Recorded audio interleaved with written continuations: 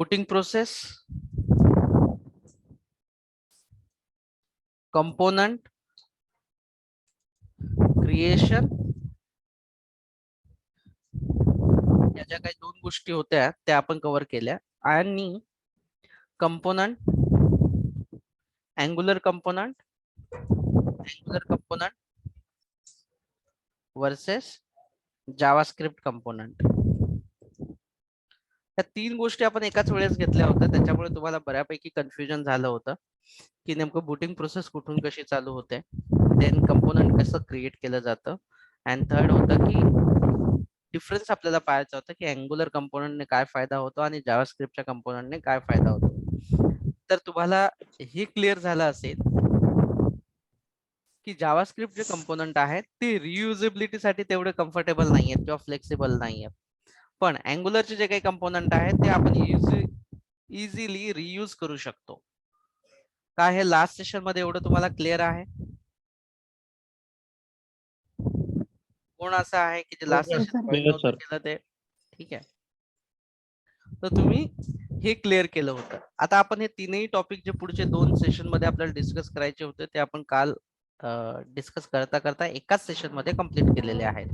तर मी तुम्हाला ओव्हरव्ह्यू देऊन देतो की कंपोनंट जे आहे काय आहे कंपोनंट. तर बेसिकली कंपोनंटच्या अगोदर आपला एक टॉपिक असतो, तो असतो बिल्डिंग ब्लॉक्स. Building blocks. सो बिल्डिंग ब्लॉक्स म्हणजे काय की अँग्युलरच्या ऍप्लिकेशन बनवण्यासाठी मॅन्डेटरी किंवा रिक्वायर्ड जे काही टॉपिक्स आहेत किंवा कन्सेप्ट आहेत ज्या तुम्हाला माहितीच पाहिजेत आणि त्याच्याशिवाय कम्प्लिटली ऍप्लिकेशन तुम्ही बिल्ड नाही करू शकत, असे काही टॉपिक्स ज्यांनी आपण पूर्णपणे ऍप्लिकेशन बिल्ड करतो त्यांना आपण बिल्डिंग ब्लॉक्स असं म्हणतो. सो बिल्डिंग ब्लॉक्स मध्ये टॉपला येतो तुमचा कंपोनेंट. फर्स्ट जो आपका होगा वो होगा कंपोनेंट, सेकंड में जो होगा आपका मेटा डेटा, थर्ड में जो होगा आपका होगा डेकोरेटर, ठीक है, फोर्थ में अगर आप कहोगे तो जैसे कि डायरेक्टिव, फिफ्थ में अगर आप जाओगे तो डेटा बाइंडिंग, सिक्स्थ में अगर आप जाओगे तो पाइप्स, सेवेंथ में अगर आप जाओगे तो सर्विसेज या जिसे हम लोग डिपेंडेंसी इंजेक्शन भी कहेंगे, डिपेंडेंसी इंजेक्शंस कहेंगे। तो इस तरीके से और भी बहुत सारे हैं जैसे कि प्रोवाइडर्स एंड ऑल, बट ये मेजरली हम लोग इसके बारे में बात करेंगे। तो टॉप पे जब हम लोग कंपोनेंट के बारे में डिस्कस करेंगे तो कंपोनेंट है क्या? It is basically what is a component. Component है क्या? तो कंपोनेंट जो है इट इज, इंटरव्यूअर क्वेश्चन कर सकता है आपको what is a component. It is a TypeScript class which we can create properties,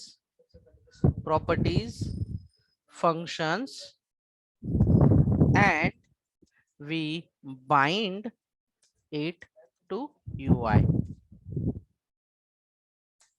component एक टाइपस्क्रिप्ट का जो है वो क्लास है जिसके अंदर हम लोग प्रॉपर्टीज ले सकते हैं, फंक्शंस ले सकते हैं, और वो जो प्रॉपर्टीज है और फंक्शंस है वो हम टेम्पलेट से यानी कि यूआई से बाइंड कर सकते हैं। जब कोई कंपोनेंट, किसी क्लास को कंपोनेंट अगर हमें बनाना है तो वहां पे हमें एट द रेट कंपोनेंट नाम का जो भी क्लास बनाएंगे हम लोग अभी हाथ से बनाएंगे, जैसे कि क्लास, और हम लोग इसे एक्सपोर्ट करेंगे ताकि हम लोग दूसरी जगह पे यूज करेंगे। क्लास और लेट्स से स्टूडेंट नाम का ये एक नॉर्मल क्लास है। क्या ये क्या है? स्टूडेंट नाम का नॉर्मल क्लास है।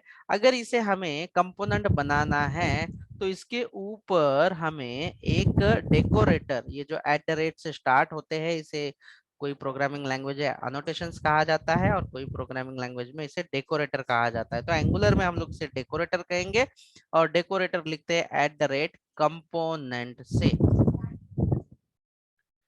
ठीक है, एट द रेट कंपोनेंट लिखा जाता है और यहाँ पे parenthesis open close, curly bracket open close, इस तरीके से लिखा जाएगा।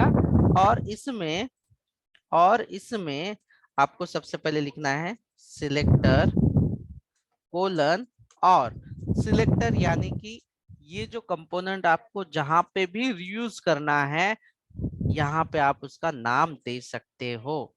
तो जैसे कि मैंने कहा है कि ये एक लेट्स सी स्टूडेंट का डेटा है या स्टूडेंट का फॉर्म है, तो मैं यहाँ पे लिख देता हूँ स्टूडेंट, जस्ट ओनली स्टूडेंट। तो इसके जरिए अगर मैं ये सिलेक्टर लिख देता हूँ तो ये कोई भी कंपोनेंट के अंदर इजीली मैं इसे रीयूज कर सकता हूँ। तो वो कैसे रीयूज होगा ये भी हम लोग डिस्कस करेंगे। उसके बाद नेक्स्ट होता है टेम्पलेट। नेक्स्ट होता है टेम्पलेट। अभी ये जो कंपोनेंट है, ये जो कंपोनेंट है, ये जो कंपोनेंट है, जो भी स्टूडेंट नाम का कंपोनेंट है, इसका व्यू कहाँ पे होगा? व्यू यानी कि इसे प्रेजेंट यानी कि एचटीएमएल में कहाँ पे लिखा जाएगा, ये सारी चीजें जो है टेम्पलेट के अंदर हो सकते हैं। आप ऐसे इस तरीके से H1 करके भी लिख सकते हैं, यानी कि आप एचटीएमएल का काम जो है व्यू का जो प्रेजेंटेशन हम लोग लिखते हैं, ये भी हम लोग इस टेम्पलेट में डायरेक्टली लिख सकते हैं। ये वाला सिंपल थिंग्स है, इस तरीके से ऐसे। और तीसरा जो कि होगा स्टाइलिंग के लिए, तो यहाँ पे आपको स्टाइल लिखना है। और स्टाइल में आप लिख सकते हो कि मेरा H1 जो है, H1 में कौन सा कलर आप दे रहे हो। जैसे कि H1 जो दिया है कलर रेड, तो इसे H1 में कलर भी रेड आएगा जो यहाँ पे टेम्पलेट में लिखा है।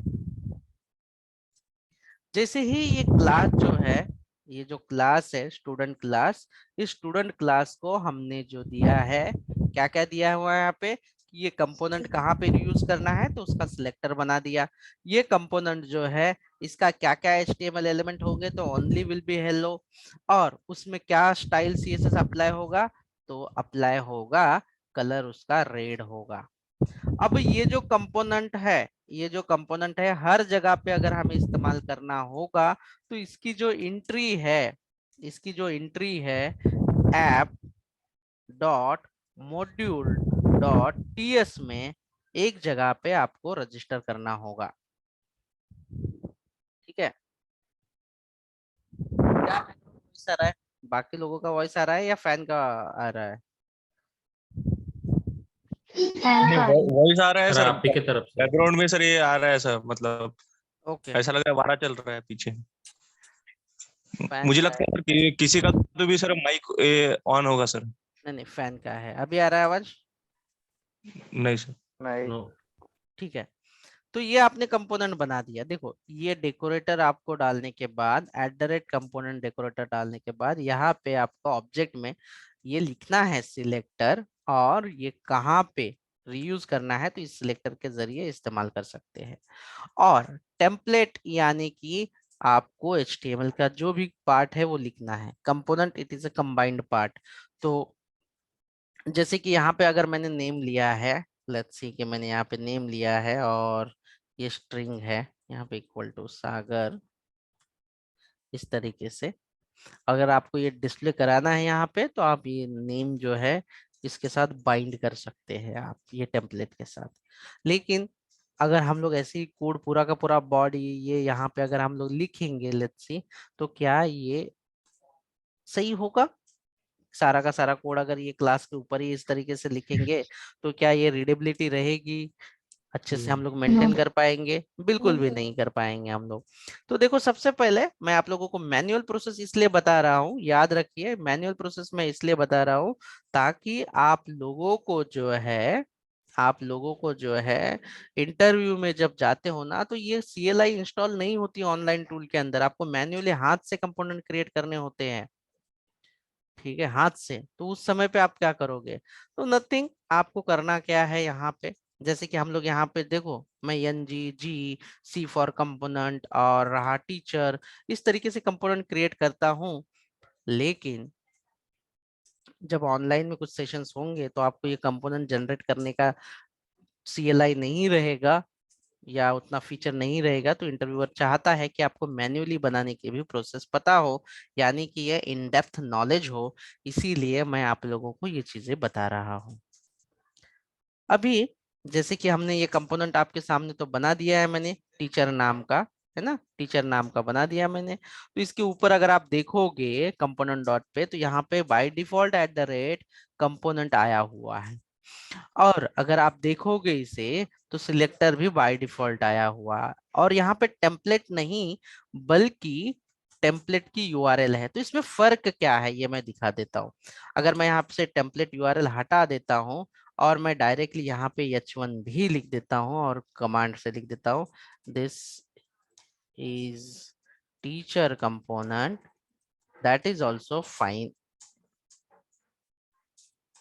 मैं डायरेक्टली यहाँ पे कोड लिख सकता हूँ as a template. Template is nothing but HTML का जो कोड लिखेंगे हम लोग उसे टेम्पलेट कहेंगे। And then style as well, style भी जो है, स्टाइल में भी आप यहाँ पे जो है अपना CSS का कोड जो है लिख सकते हैं। ठीक है, यहाँ पे मैं यहाँ पे स्टाइल्स दे देता हूँ इस तरीके से, और इसमें कोड लिख सकता हूँ। लेकिन हमें क्या करना होता है, यहाँ पे हम लोग करते क्या है एक्चुअली, कि ये एक ही टेम्पलेट में या स्टाइल के CSS का जो रहेगा, ये हम लोग अलग अलग फाइल में बनाते हैं। जैसे कि CSS के अलग फाइल बनाएंगे, HTML के अलग फाइल बनाएंगे, और ये जो है यहाँ से हम लोग कनेक्ट कर लेते हैं। तो यहाँ पे स्टाइल्स URLs इस तरीके से, और ये एरे है कि हम लोग मल्टीपल फाइल भी हम लोग कर सकते हैं। और इसका नेमिंग कन्वेंशन ऐसे होता है कि अगर हमने टीचर कंपोनेंट दिया तो teacher dot component dot HTML इस तरीके से बनता है। तो ये जो फाइल है teacher dot component dot TS, ये जो फाइल है ये क्या काम कर रहा है, ये डेकोरेटर @कंपोनेंट, ये तीनों फाइल को जोड़ने का काम कर रहा है। कौन सी फाइल को जोड़ने का काम कर रहा है, कौन सी फाइल जोड़ेगा ये? पहली है HTML वाली फाइल, HTML CSS वाली फाइल, कंपोनेंट्स ये, भी है। हाँ। तो ये दोनों फाइल को जोड़ रहा है। और कहाँ पे जोड़ रहे हैं हम लोग? क्लास में। कौन से? Teacher dot component dot TS नाम के फाइल में हम लोग उसे कनेक्ट कर रहे हैं। यानी कि ये जो कंपोनेंट वाला TS फाइल है, ये कौन से फाइल के साथ कनेक्ट होता है? कौन सी फाइल है? CSS CSS and HTML file को। तो यहाँ पे आप लोगों को कोई, जैसे कि नॉर्मल आप अगर इंडेक्स फाइल बनाते हो तो वहां पे आपको स्क्रिप्ट से जावास्क्रिप्ट की फाइल कनेक्ट करनी होती है, और लिंक से आपको CSS की फाइल लिंक करनी होती है। लेकिन यहाँ पे आपको करने की जरूरत है क्या? यहाँ पे आप जो है इस तरीके से यहाँ पे कर सकते हो। तो यहाँ पे फाइल लेने के लिए मैं वापस से टेम्पलेट URL और रूट, ये जो भी टीचर है, teacher dot component dot HTML की जो फाइल है, ये यहाँ पे मैं कनेक्ट कर देता हूँ। तो ये तरीका है, और इसी नाम से हम लोग इस्तेमाल कर सकते हैं। अभी ये कहाँ पे? तो ये तो आपको आइडिया आ चुका होगा कि ये जो टाइपस्क्रिप्ट फाइल है teacher dot component dot TS file है, ये दोनों फाइल को जोड़ती है। कौन सी फाइल्स है?